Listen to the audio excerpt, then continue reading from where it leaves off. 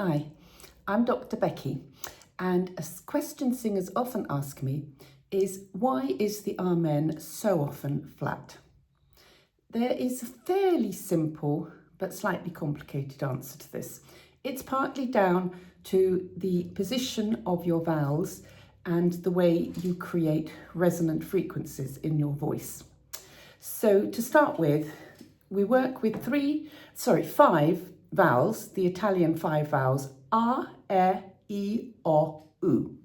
3 of these have a high tongue position. These are E, U, E. With the high tongue position, if this is your tongue and this is your teeth, the tongue rests just behind your bottom teeth. It rises up and just touches on the back molars, the upper back molars. Your trachea is here with the vocal folds on the top. So you've got this lovely big resonating space here. When you move to the R, then the vowel is going to, the tongue will move away from the position it was in for the high tongue vowels very slightly, more flattening out. So again, teeth here, high tongue, low tongue, flattens out. So it's not dropping right down the back of the throat and making that awful throaty "oh" sound, but it's staying quite nice and high, like the Italians when they say mamma mia, ah, ma, that sort of sound. And again, you've got quite a decent amount of resonating space and not too much pressure on the vocal folds.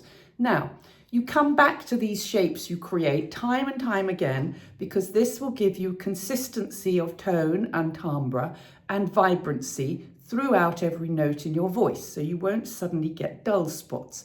Now, when you create a shape, what you create is a space which will vibrate in such a way that somebody else's ears will recognize that as a vowel sound.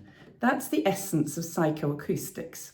Now, when I create that shape, this whole vocal tract from my vocal folds down here behind my Adam's apple to my mouth have resonant frequencies. And you can hear this, you may hear this, if I click my throat as I shape those 5 vowels. So I'm going to click here and I'm going to go through E, R, O, U.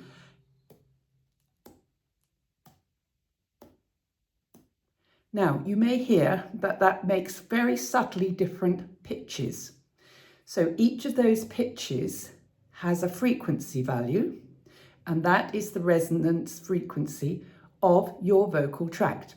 At the same time, when you sing a note, say you're singing middle C, the vibrations from the vocal folds also produce the harmonic series, which goes up an octave, fifth, fourth, major third, major second, minor second, infinitesimally following that pattern until you can no longer hear it.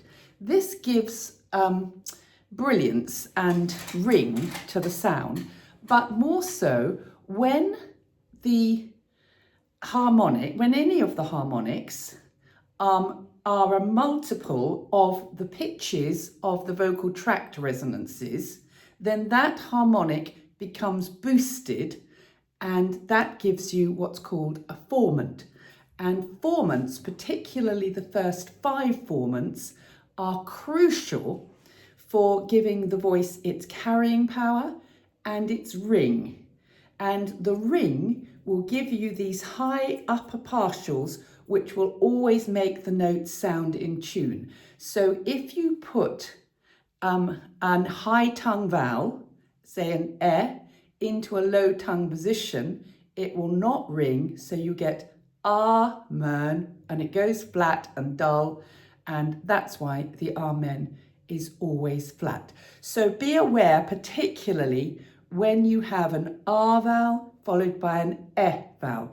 You have to have the tongue touching the back teeth, so the tongue is lifted. Never go wide. All that does, that shortens your whole vocal tract, so you won't get those same resonant frequencies, and you get rather a squeaky, brittle sound. So always make the vowels vertically, never, which makes a squeaky sound, okay? Take particularly care if you're a native English speaker, because we tend to let the high tongue go down there, and it needs to be close to the it needs to be there. So you get all those 5 vowels in one place, one lovely ringing vibrant tone, and all in tune. Hope that helps. Bye.